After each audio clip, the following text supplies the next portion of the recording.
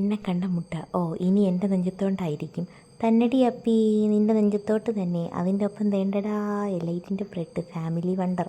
അവസാനം വണ്ടറായി.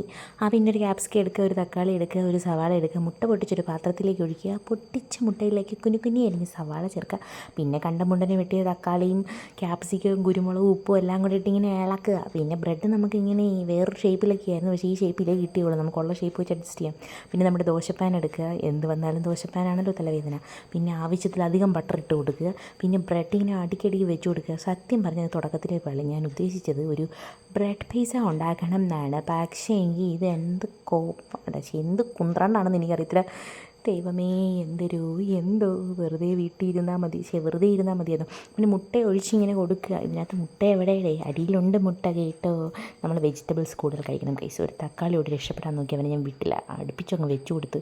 പിന്നെ കുറച്ച് തക്കാളി സോസ് എടുത്ത് ഇങ്ങനെ ഒഴുകിയ വീട്ടിലിതൊക്കെ അധികം ഇങ്ങനെയൊക്കെ തോന്നും. പിന്നെ ഇങ്ങനെ തേച്ച് പറ്റിക്കുക, യാതൊരു ആവശ്യമില്ല. എൻ്റെ ഒരു മനസ്സമാധാനത്തിന് തേച്ചതാ. പിന്നെ കുറച്ച് സവാള ഇട്ട് കൊടുക്കുക. പിന്നെ അതിൻ്റെ പുറകെ നമ്മുടെ വീട്ടിൽ ഒന്നിനും ആവശ്യമില്ലാത്ത കുറച്ച് ഓറിഗാനി ഇരിപ്പുണ്ടല്ലോ. കഴിഞ്ഞ പ്രാവശ്യത്തെ വീഡിയോ നിങ്ങൾ കണ്ടു കാണുമല്ലോ. ഇല്ലെങ്കിൽ പോയി കാണങ്ങട്, ലൈക്ക് അടിക്കുക കേട്ടോ നിങ്ങൾ. പിന്നെ നമ്മൾ പറയാം. പിന്നെ നമ്മൾ കുനുകുനെ എൻ്റെ ചീസ് ഇട്ട് കൊടുക്കുക. പിന്നെ അടപ്പില്ലാത്തതുകൊണ്ട് ഈ അടപ്പ് വെച്ച് അങ്ങ് അഡ്ജസ്റ്റ് ചെയ്തു. അവസാനം എന്താ ഇങ്ങനെ കിട്ടിയിട്ടുണ്ട്. ഇതിലും ഭേദം ഞാൻ വല്ല ക്യാപ്സിക്കവും തക്കാളിയും ബ്രെഡും കൂടെ അരിഞ്ഞിട്ട് തിന്നുന്നതായിരുന്നു. എന്നെ ഇരിക്കുന്ന ഇരിപ്പ് കണ്ടോ. ഈ ഇരിപ്പിന് വേറൊരു കാര്യം കൂടി എനിക്ക് നിങ്ങളോട് പറയാറുണ്ട്.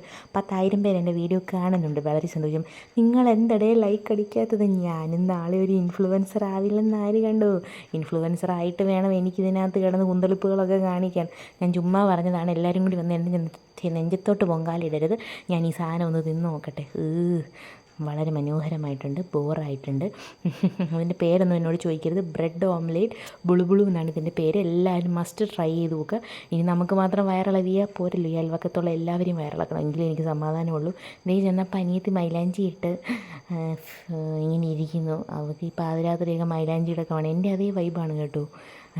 എന്തിനും കൂടെ നിന്നിട്ട് ഈ സാധനം തിന്നിട്ട് അവൾ പറഞ്ഞു ചേച്ചി കൊള്ളാമെന്ന്. എന്തു ചെയ്യാനാ, വന്നത് നിന്നതും പോയതും ഒക്കെ കണക്കാണേ. അത് കഴിഞ്ഞുകൊണ്ടിട്ട് അവരുടെ അടുക്കളയിലോട്ട് കയറിയപ്പോൾ ദേണ്ടേ ഈ വീട്ടിൽ മുകളിലും താഴെയായിട്ട് 2 പെൺപിള്ളേരുണ്ട്. എന്തിന് കുന്തളിപ്പാണെന്ന് എനിക്കറിയത്തില്ല. അവൾ ജോലി ചെയ്ത് കുന്തളിപ്പ് കാണിക്കുന്നു, ഞാൻ എൻ്റെ ചേട്ടൻ്റെ പൈസയിൽ കുന്തളിപ്പ് കാണിക്കുന്നു. അവിടെ നിന്നൊരു പഴംപൊരി എടുത്ത് തിന്നു. രാത്രി 10 മണിക്ക് അതെന്നൊക്കെ ഓർക്കണം. ഓഹോ, എന്തൊരു സുഖം. എക്സ്പ്രഷൻ ഇട്ട് കണ്ണിനകത്തൊരു വണ്ട് കയറിപ്പോയി. പൂച്ചയ്ക്ക് വേണമെന്ന് ചോദിച്ചപ്പോൾ പൂച്ച പറഞ്ഞു പോ പെണ്ണുമ്പിള്ളേ, എനിക്കെങ്ങും വയ്യ വയറിളകി ചാകാനെന്ന്. അപ്പോൾ ഇത്രയേ ഉള്ളൂ. ടാ.